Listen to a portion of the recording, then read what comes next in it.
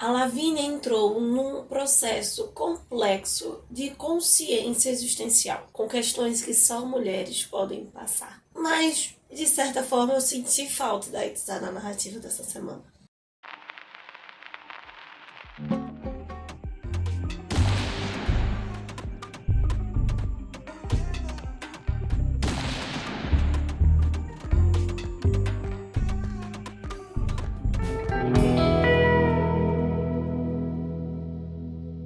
O que temos para hoje, Sanches e Dulcineias. Eu sou a Larissa Bertolino, você está no canal Uma Garota Quixotesca, onde nós tratamos de literatura, sempre partindo de ideias, temáticas, pressupostos que saiam aqui do nosso queridíssimo Dom Quixote de La Mancha. Mais especificamente, você se encontra no segundo episódio da nossa jornada de leitura conjunta da Mulher Habitada, livro escrito pela nicaragüense Gioconda Belli. Livro este que está me surpreendendo muito positivamente pelo seu estilo e pelas questões do feminino e do feminismo que estão sendo abordadas aqui. Não se trata de tocar nesses assuntos de modo piegas. Na verdade, ela conecta isso com vários outros aspectos da vida, situa muito bem nesse cenário latino-americano em crise, durante as ditaduras, conecta de modo totalmente natural com os outros problemas, com as outras questões da nossa vida, seja na área econômica, social, existencial, de relacionamentos e etc. Algumas dessas questões do feminino estão sendo trabalhadas a partir da relação da Lavínia com o Felipe, E sinceramente,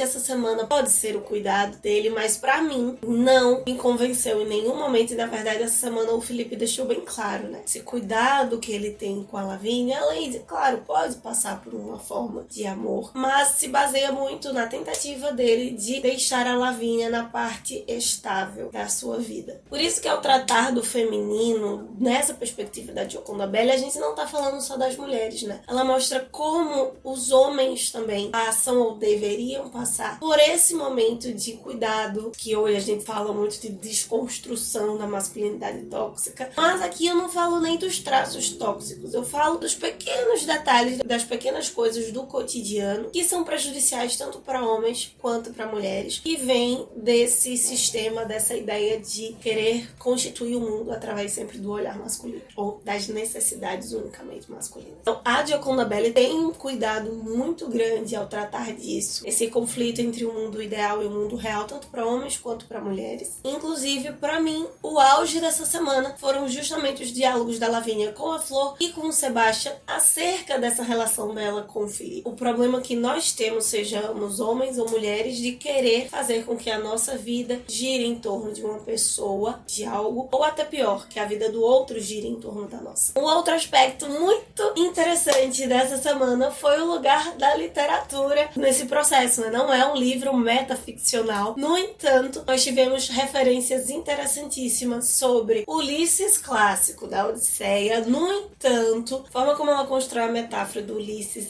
e da Penélope fica muito forte, muito parecida com o que o Joyce vai fazer aqui, no Ulisses dele. A construção do simbólico, dessa elaboração, desse desenvolvimento de personagem, de indivíduo, com a metáfora da árvore, da laranjeira. Uma citação a Vinícius de Moraes, o nosso poetinha brasileiro, num livro nicaragüense. Todas as referências dos diversos livros na estante da Flor, sejam eles ficcionais ou não, mas em especial, já que nós falamos de uma jornada de leitura que foi Ulisses, ela menciona o Madame Bovary. Interessante que é o primeiro livro que a Lavínia vai perceber na estante da Flor, o que já tem muito a dizer sobre a forma, como a Flor enxerga a relação dos homens e das mulheres dentro do cenário ocidental. E depois de todas essas referências de livro, o livro, ou melhor, o papel, a escrita que a Lavínia está tendo contato, que são os folhetos do movimento, ela esconde na boneca.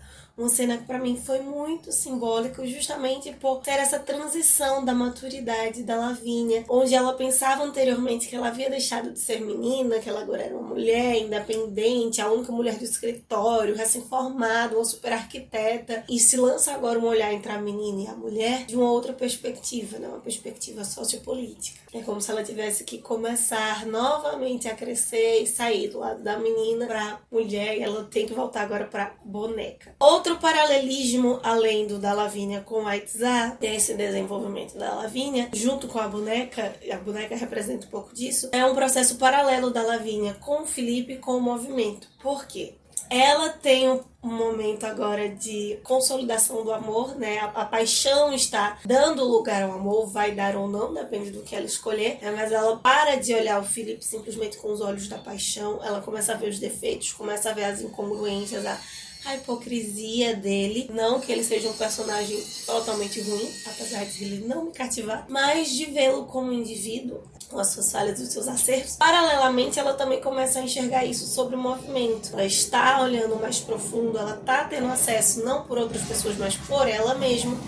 E pode, então, começar a construir as suas próprias ideias sobre os lados positivos e negativos do movimento. Trazer isso através do diálogo do Sebastian com ela foi muito forte, exatamente por Felipe querer colocá-la nesse lugar, a instabilidade dele, tanto no lado do romance, da relação dos dois, quanto também do movimento, né? Querer conduzir, colocar a Lavínia para se portar da forma como ele imagina que ela deveria se portar. Não há esse poder de escolha. Na verdade, o que a Lavínia está lutando, ainda que silenciosamente nesse momento, depois ela fala, né, na verdade, é de lutar, de poder escolher por ela mesma. E isso tem um impacto muito mais forte justamente nesse paralelo dela com a Itzá, quando a Itzá detalha algumas mulheres de uma aldeia ali próxima à sua, que fazem greve de sexo, que se recusam a ter filhos dos seus maridos, não por falta de amor ou problemas no casamento, mas por se negar a gerar novos corpos, novas criaturas que servirão unicamente para morrer nas mãos dos espanhóis.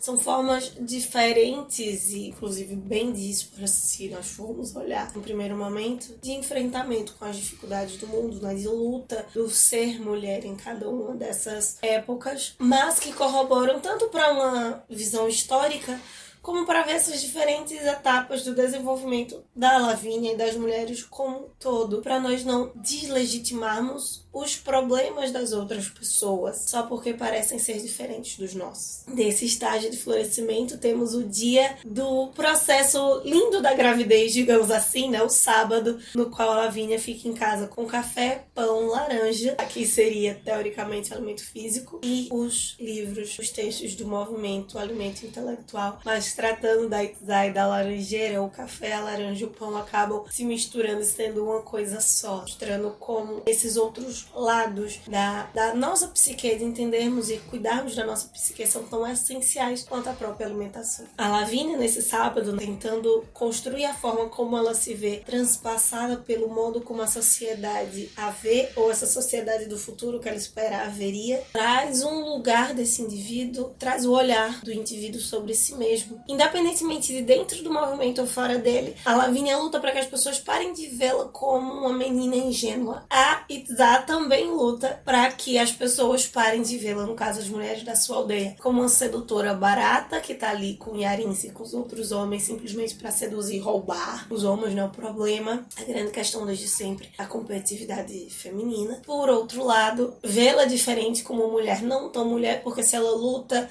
se ela desempenha os papéis masculinos, ela na verdade, isso fica bem claro no texto da Gioconda, seria um homem num corpo de mulher. E não aqui tratando de visibilidade trans, mas do preconceito que as mulheres tinham com ela simplesmente por não se encaixar no que se esperava do papel feminino naquela aldeia. Por isso que o desenvolvimento desse livro, da visão da personagem sobre si mesma, é tão interessante, tão profundo, porque toca em aspectos que são históricos, que estão em todos os momentos nos transpassando e que só ocorrem no gênero feminino. Mas não para que se veja unicamente, especialmente nesse lado da Itzá, como vitimismo, porque é muito interessante como a Gioconda constrói isso, porque após esse momento da Itzá refletir nesse ponto, nós temos o primeiro encontro da Lavínia com Las Belas, com a esposa e a cunhada do general, porque são duas mulheres que para ela fica muito evidente dois tipos de mulher que ela não quer ser. Ter a noção do que não se quer ser também é importante para a construção da sua personalidade, de quem você o choque do respeito ao mesmo tempo, de entender que existem mulheres que elas não querem ter essa visão que nós queremos. Existem mulheres que estão cômodas e felizes e realizadas desempenhando papéis que nós interpretamos muitas vezes como algo inferior, como algo errado, como algo imposto, apesar de, sim, em muitos momentos haver sido impostos pela sociedade construída no aspecto masculino. No entanto, elas têm ciência disso e elas querem estar ali e estão realizadas com isso. E não forçam outras mulheres a viverem como elas vivem. Um dos momentos mais esperados, talvez por mim, nessa semana, quando a Lavínia perde a paciência com o Felipe ao tentar convencê-lo, né, que ela está pronta, que ele olhe para ela como uma mulher com desejos, com vontades, com outros aspectos para a luta, além de simplesmente a companheira do líder. Eu não sei se você percebeu, mas finalmente quando a Lavínia interpela o Felipe sobre por que ele não a havia introduzido, porque ele não a colocou dentro do movimento, nem sequer cogitou se ela gostaria de estar, surge uma sombra negra sobre a laranjeira. Pode não ser, mas a primeira impressão que ficou para mim, isso poderá ser um sinal de mau agouro, pela teimosia dele não querer enxergar o indivíduo Lavínia. Porque lembrando, Aitzaio e o Yarensi estão mortos. Não só porque se passou muito tempo, mas desde o início está claro que eles morreram na tentativa de livrar o seu povo dos espanhóis. E pode ser que isso tenha selado o destino do Felipe, trazer uma morte lá na frente devido à sua cegueira, por mais que a Lavínia esteja trazendo ele à luz, digamos assim. Por fim, a relação que eu deixei no final mais interessante, porque estão nos capítulos finais dessa semana, é a visão exatamente da Sarah e da Lucrécia. Tanto a visão de ambas sobre o ser mulher, como a visão de ambas sobre a Lavínia e a Lavínia sobre elas. São duas mulheres de classes sociais opostas, são duas mulheres de mundos opostos,